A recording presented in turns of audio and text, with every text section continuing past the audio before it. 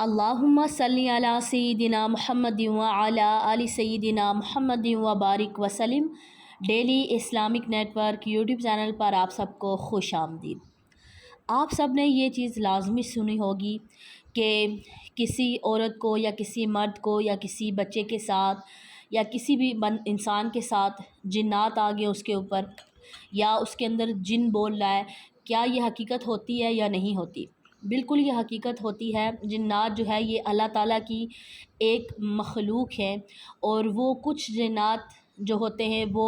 اچھے ہوتے ہیں یعنی نیک ہوتے ہیں، اور کچھ جنات ایسے ہوتے ہیں جو شریر ہوتے ہیں اور شیطان کے ساتھ ملے ہوئے ہوتے ہیں، اور وہ شیطانی کام کرتے ہیں۔ اور یہ جو عاملین وغیرہ ہوتے ہیں جو غلط کام کرتے ہیں، جادو وغیرہ وغیرہ، وہ ان شیاطین کے ذریعے کام نکلواتے ہیں۔ اور اکثر عورتوں پر یہ زیادہ کیوں ہوتا ہے کہ موسٹلی آپ نے دیکھا ہوگا کہ عورتوں کے اوپر، کیونکہ عورتیں دھیان نہیں رکھتی، پاکی کا خیال نہیں رکھتی، اپنے بالوں کی حفاظت نہیں کرتی۔ اچھا ایک بات ہے کہ عورتیں کیا کرتی ہیں کہ اپنے بالوں کو بیچ رہی ہوتی ہے۔ میں نے سنا ہے کہ اتنے ہزار میں بال بیچتی ہے، جو کنگھی سے بال نکالتی ہیں اپنے، ان بالوں کو جو ایک جگہ جمع کیا اس کے بعد ان کو بیچ دیا۔ ایک تو یہ گناہ ہے، سخت گناہ ہے کہ آپ اپنے بالوں کو بیچ رہی ہیں، اور آپ اپنے جسم کے کسی بھی حصے کو، کوئی بھی جسم کا حصہ ہے اس کو آپ بیچ نہیں سکتے۔ جو چیز اللہ تعالیٰ نے آپ کو عطا کی ہے، آپ اس کو کوئی بھی پیسے لے کر، کسی بھی معاوضہ لے کر تو آپ اس کو نہیں بیچ سکتے۔ تو اسی طرح بال ہیں، تو عورتیں کہتی ہیں کہ اچھا یہ تو ہمارے سر سے اب نکل گئی ہے، تو شاپر میں جمع ہے، بہت سارے ہیں، تو اب ہم ان کا کیا کریں؟ تو آپ ان کو دفن کر دیں کہیں پر۔ تو پانی میں اگر بہا رہی ہیں تو پانی میں بھی وہ نیچے تو نہیں بیٹھتے، اوپر تیرتے رہتے ہیں، اور کہیں پھر جا کر نالوں میں پڑے رہتے ہیں، وہاں سے بھی لوگ اٹھا سکتے ہیں۔ جو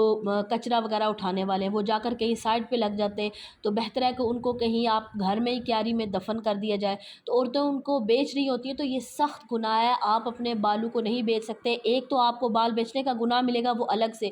دوسرا جس کو آپ بال دے رہی ہیں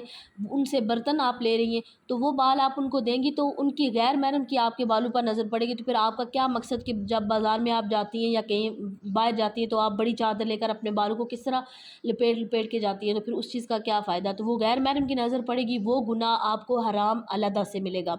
ٹھیک ہو گیا؟ تو دوسرا آپ بالوں کو اس طرح نہیں بیچ سکتی۔ تو اس طرح جو بال عورتیں حفاظت نہیں کرتی، جگہ جگہ پھینک دیتی ہیں، تو ان کے بالوں پر بھی جادو وغیرہ اور اس طرح شیاطین وغیرہ آ جاتے ہیں۔ دوسرا، حیض کی حالت میں جو عورتیں اپنے پاکی کا خاص خیال نہیں رکھتی، جو اپنے یعنی جو پیڈز وغیرہ ان کو گھر میں پھینک دینا، ان کو پراپر نہ جلانا، تو اس کے ذریعے بھی جنات شیاطین گھر میں آ جاتے ہیں۔ اور جو خواتین واش روم میں زیادہ آپ لوگ زیادہ نہ ٹھہریں، واش روم جانے سے پہلے واش روم جانے کی دعا ضرور پڑھیں۔ جنوں کی چال بازیاں کیا ہوتی ہے کہ یہ انسانوں کے ساتھ آ کر تو انسانوں کو پریشان کرتے ہیں اور گھروں کو خراب کرتے ہیں، جس طرح شیطان خوش ہوتا ہے کہ گھر میں لڑائی جھگڑے فساد ہو رہا ہے، عورتیں آپس میں جھگڑ رہی ہیں، خاوند کے ساتھ جھگڑ رہی ہیں، یا ساس بہو کا جھگڑا چل رہا ہے، تو وہ خوش ہوتے ہیں ان چیزوں سے۔ تو آپ نے کیا کرنا ہے، ذرا سی اور بچوں کے پیمپر بھی گھر میں نہ پھینکیں، کیونکہ یہ بھی غلاظت ہوتی ہے۔ باقی واش روم تو آپ صاف کر لیتے ہیں، لیکن بچوں کے جو پیمپر ہوتے ہیں اگر زیادہ دیر گھر میں پڑے رہیں، کوشش کریں روزانہ چینج کیا، تو اس کو گھر سے باہر دور کہیں جہاں پر بھی پھینک رہے ہیں، روزانہ کے روزانہ ان کو پھینک دیا کریں، گھر میں ان کو جمع نہ کیا کریں، وہ پھر غلاظت ہوتی ہے، اور اس طرح پھر وہ اس سے بھی آپ کے گھر میں شیاطین داخل ہو جاتے ہیں۔ کیونکہ جہاں پر بھی غلاظت ہوگی،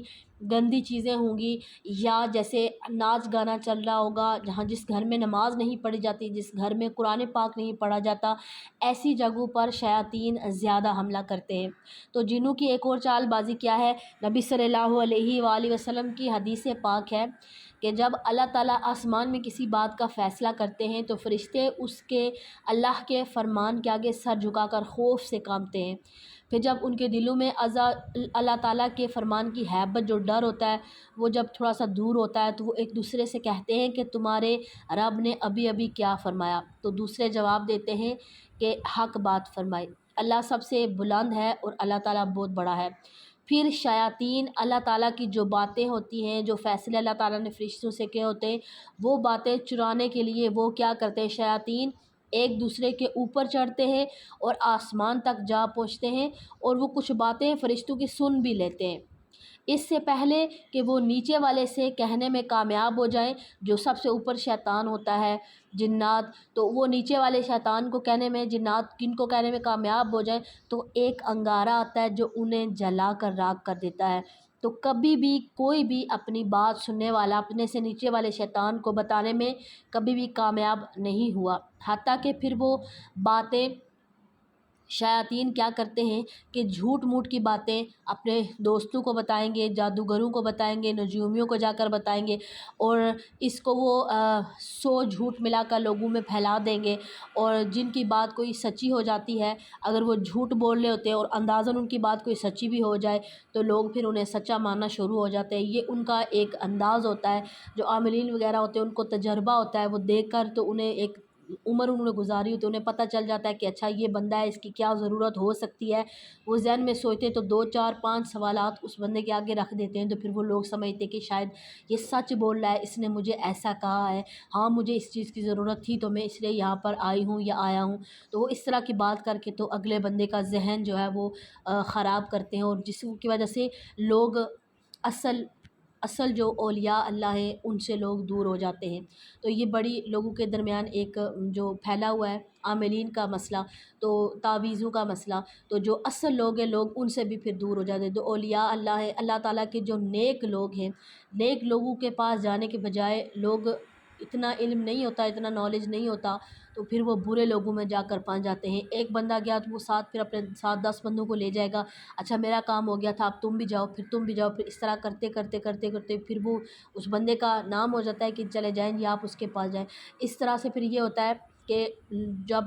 اگر کوئی کسی کے پاس نالج ہو، کسی کو سمجھ ہو کہ اچھا وہ بندہ صحیح کام نہیں کر رہا، غلط کام کر رہا ہے، تو پھر اس سے یہ ہوگا کہ اچھے لوگ جو ہیں، جو اللہ تعالیٰ کے واقعی میں نیک لوگ ہیں، کہ جن سے صرف آپ ایک دم کروائیں گے تو آپ ٹھیک ہو جائیں گے، اللہ تعالیٰ نے صرف ان کے ایک پھونک میں شفا رکھی ہے آپ کے لیے، تو لوگ ایسے اچھے لوگوں سے بھی متنفر ہو جاتے ہیں، شاید یہ بھی اسی کی سائڈ والے ہیں، یہ بھی لوگ وہی کام کرنے والے ہیں، یہ لوگ بھی اللہ تعالیٰ کے ولی نہیں ہیں، یہ بھی یہی کام کرنے والے ہیں۔ اب اگر نیک کوئی بندہ آپ کو کوئی تعویذ دیتا ہے، کوئی آیت لکھ کر دیتا ہے، تو آپ پر اس کا اثر بھی ہوگا، اچھا اثر ہوگا، آپ کے بچوں پر اچھا اثر ہوگا، ایون کہ آپ کو اچھی چیز دیں گے۔ لیکن اسی طرح برے لوگوں کی وجہ سے اچھے لوگ بھی